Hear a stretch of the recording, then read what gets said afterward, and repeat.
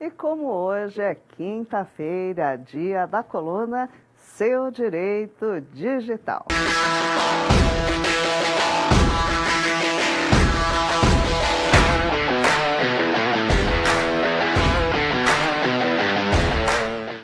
E recebemos ao vivo Leandro Alvarenga. Leandro, boa noite, querido. Bem-vindo novamente. Boa noite, Marisa. Boa noite a todos de casa. Espero que estejam todos bem.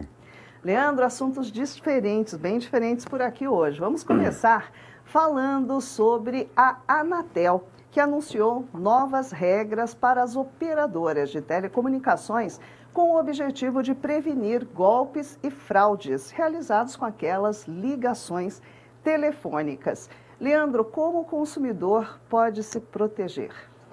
Marisa, a Anatel tem tido esse combate ativo às ligações abusivas e agora ela está voltando para olhar para as fraudes, que a gente sabe que as fraudes telefônicas são muito grandes, né? O primeiro ponto é, só para lembrar para as pessoas, quem não gosta de receber chamadas de telemarketing, por exemplo, ela pode se cadastrar no Não Perturbe da Senacom, Secretaria Nacional de Defesa do Consumidor, que tem um convênio junto com a Anatel, com os bancos, operadores de telefonia, empresas de TV por assinatura, que ela faz aquela blacklist para quem não quer receber ligações. Também é importante lembrar que alguns PROCONs também têm essa lista, como, por exemplo, o PROCON de São Paulo, ele tem uma blacklist para que você não receba ligações de marketing. Lembrando que ligações de cobrança é outra história, né, Marisa? Mas é muito importante você também usar as ferramentas que estão disponíveis por aqui no Brasil, né? A primeira coisa é, se uma empresa está te ligando e você quer saber que empresa ligou, pegue o número dessa empresa e coloque no site qual empresa me ligou. Esse site é da Anatel. Esse site ele identifica as empresas. Se eventualmente o número que você colocar não aparecer uma empresa, esse número está cadastrado no nome de uma pessoa física.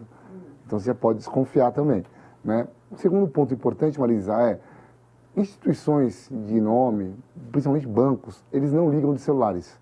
Tá? Não há ligações, eles ligam de telefones fixos. Né? Então receber uma ligação de um número que você não conhece e é um celular, desconfie que pode ser golpe. Há muita gente que coloca ali que você não atenda ligações de números que vocês não tenham salvo.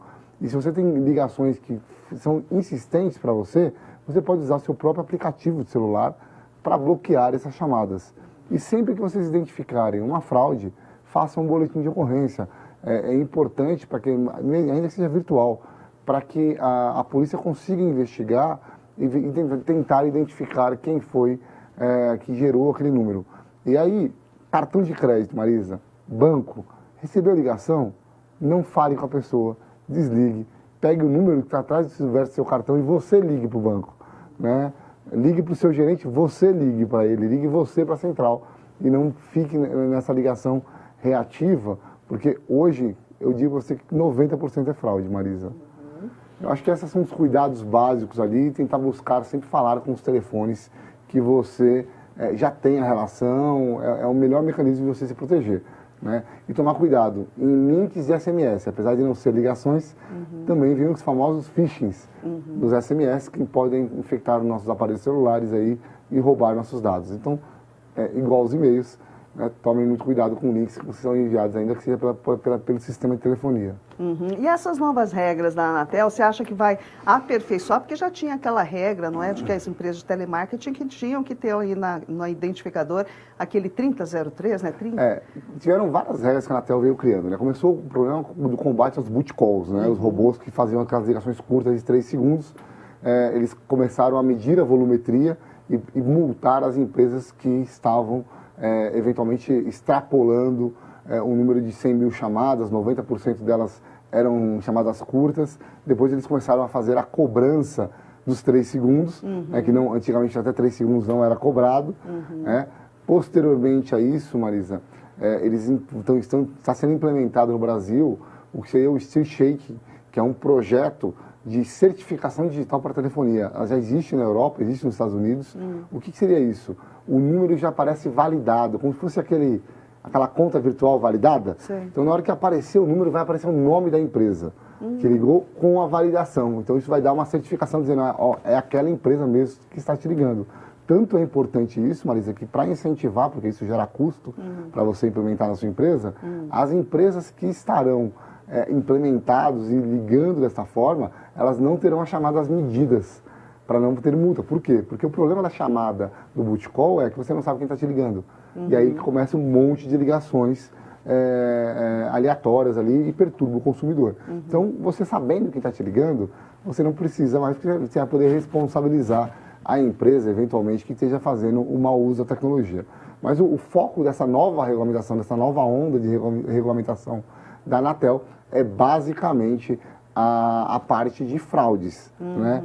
Então, eles querem criar mecanismos mais céleres entre as operadoras para que façam o bloqueio dessas linhas mais rápido. Porque hoje você faz um boletim de ocorrência, faz uma denúncia, e aí quando você vai bloquear, o estelionatário não está mais nem usando aquele número, né? Sim. Porque a gente brinca que, infelizmente, no Brasil, o telefone, principalmente pré-pago, né, você não tem uma camada de verificação de identidade ali que permita você ter certeza de quem é o dono daquela linha. Tanto é que eu já ouvi associações falando que o Brasil é um dos países que mais troca-se de telefone, no caso dos pré-pagos, né, no mundo. É mesmo. Né? Então, em média, ali, 30% a 40% das pessoas que usam pré-pago fazem a troca do telefone a cada 3, 4 meses. Então, é um período muito curto e isso acaba dificultando, né? E aí, você liga lá, você vai ver, tem um site, né, no site próprio da Anatel, você permite identificar ali esses telefones, os números, né, identificação fraude, e seria, a gente está até falando com a Anatel, seria interessante que você conseguisse consultar, igual o Banco Central faz, quantos números tem no seu CPF. Né? Você ia lá, joga o seu CPF e fala, ó, você tem 5 números, 4 números. Por quê? Porque hoje a gente sabe que, por exemplo, os telefones que estão nas cadeias, né, só um exemplo, eles não estão no nome dos presidiários, né? Certamente eles usaram o documento de alguém para usar aquelas linhas. Então, isso gera toda uma interconexão e a gente precisa melhorar a proteção também da aquisição dessas linhas no Brasil. Né? Tá certo. Bom, mudando de assunto agora para um assunto que vem aí também enrolando a cada dia. A rede social X pediu ao Supremo Tribunal Federal nesta quinta-feira que a plataforma volte a ser liberada aqui no Brasil. Representantes da empresa entregaram ao STF os documentos adicionais solicitados pelo ministro Alexandre de Moraes. Se as demandas forem atendidas, Leandro, como será esse processo da liberação do X? Bom, só vamos lembrar o que estava faltando ali para o X, né? Primeiro ponto, eles não tinham representante do Brasil, ferindo o marco civil da internet, ferindo ali a lei de proteção de dados. Depois eles não estavam cumprindo a ordem de bloqueios dos usuários, e aí o Alexandre de Moraes ali, ele entendeu que estava tendo um descumprimento da justiça brasileira e não pagavam as multas. Eram esses 3 requisitos. As multas foram pagas com aquele bloqueio feito na Starlink e nas contas do próprio X no Brasil. A semana passada já havia apresentado os perfis que estariam bloqueados ali, que eles já estariam cumprindo as determinações, e faltava o representante do Brasil. Eles criaram o representante do Brasil, até na semana passada nós falamos da procuração, aquela situação da procuração, tudo porque não tinha um representante para autenticar. Resolveram isso da semana passada para essa. Então, em tese, eles cumpriram todas as decisões e agora basta o ministro Alexandre de Moraes, da mesma forma que mandou bloquear, fazer um ofício ali reconhecendo que houve, se ele entender que tem que fazer, né, que houve mesmo o cumprimento das decisões, mandar para a Anatel vai disparar para todas as operadoras, exatamente formando que deve ser desbloqueado o IP do X aí e poder funcionar no Brasil. Em tese, é um procedimento simples, a ordem do STF para a Anatel, depois a ordem da Anatel para todos os operadores do Brasil, demora um pouco, até mesmo nós lembro no começo do bloqueio, alguns lugares funcionavam, outros não funcionavam, porque conforme as empresas iam recebendo as ordens, elas vão cumprindo e vai ser da mesma forma.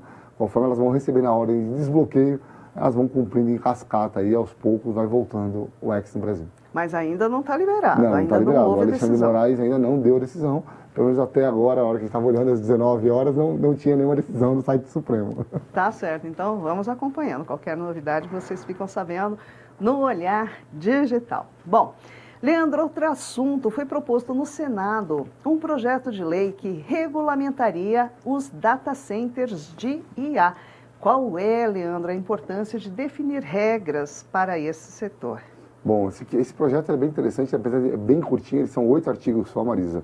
E ele fala basicamente da infraestrutura física e da parte de meio ambiente, né? Eu estava vendo uma pesquisa hoje, numa reunião que eu participei hoje de manhã, E acredita-se que o investimento em data centers do Brasil é maior que o investimento, por exemplo, na indústria automobilística hoje. Para você ter a potência que está virando os data centers. E os data centers é do quê? Nós vimos aqui a notícia falando, Sim. Energia elétrica, né, Marisa? E a energia elétrica vai trazer ali um problema ambiental para o mundo todo. E a pergunta que fica é, o mundo está preparado para ter tantos data centers assim, né? Nós estamos ali. Então, na verdade, esse projeto ele vem trazendo um pilar de, olha, responsabilidade ambiental, no sentido de, olha, temos que fazer um mecanismo, um sistema autossustentável, com as melhores práticas ambientais, que use menos energia possível. Nós sabemos que o data center precisa de ar-condicionados muito fortes e com isso gasta-se uma energia muito grande, né? Segundo ponto, ele traz as obrigações de segurança, né? Toda a segurança tem que ter, muito similar ao que vem na Europa, do IA Act da Europa, né? O regulamento de inteligência artificial europeu. E ele traz também o lado de direitos humanos, de proteção à privacidade, proteção ali, mais uma reafirmação, né, do que já existe na Lei Geral de Proteção de Dados e também no que está sendo discutido no projeto de lei de IA mesmo. Né? Então, ele traz alguns arcabouços que são complementares e aí poderia até ser incluído diretamente no PL de IA. É porque que eu acredito por que não foi feito como uma emenda, né, Marisa? Porque como esse é mais simples, é mais fácil de ser aprovado. Né? O projeto de lei de IA tem muitas questões ainda que estão nebulosas, as discussões estão bem pesadas, né? Como, por exemplo, a parte de direitos autorais. Então, se busca ali, vamos aprovar um que a gente precisa, né? Que é mais simples agora, pelo menos deixar alguma coisa regulada na parte de energia, na parte de proteção de segurança mesmo, e o grosso deixa para discutir no outro PL e tentar andar. Nós precisamos de regulamentos, mas de uma maneira equilibrada, né, Marisa? Tem que fazer aos poucos. Tem que fazer aos poucos. Porque o que acontece foi igual para a lei da fake news, né, Marisa? Colocaram tanta coisa dentro dele que não conseguiam aprovar. Porque não consegue chegar a um consenso. Você faz uma lei muito abrangendo muita coisa, você não chega no consenso. Então, às vezes, é melhor você dividir em partes, vamos falar o Jack Stripador, né? Vamos por partes e aos poucos vai se aprovando cada item, mas tem que uma coluna espinhal, né? O norte já definido. Foi até o que eu recomendei lá em Brasília sobre a projeto de lei de IA. Falei, vamos aprovar primeiro os princípios, né? Que a gente já tem uma lei, e aí depois ele vai fazendo as emendas na lei e complementando com as partes conforme os acordos foram feitos e a sociedade sendo ouvida. E por isso que nós não temos ainda, porque querem fazer tudo de uma vez só. E aí vai ser muito difícil, né, Marisa? Pois é, pelo menos caminha ali, pouquinho, mas caminha, né? É isso. Bom, tá aí mais uma grande participação dele, Leandro Alvarenga. Leandro, muitíssimo obrigada, querida. Até a próxima quinta-feira. Até a próxima quinta. Uma boa noite para você, Marisa. Uma boa noite a todos de casa. Espero que fiquem bem. Aguarde suas perguntas semana que vem. Fiquem com Deus e até a próxima. É isso aí, pessoal. Para participar aqui com a gente, basta deixar a sua dúvida com a hashtag Seu Direito Digital nas nossas redes sociais. Quinta-feira que vem tem mais Seu Direito Digital com Leandro Alvarenga.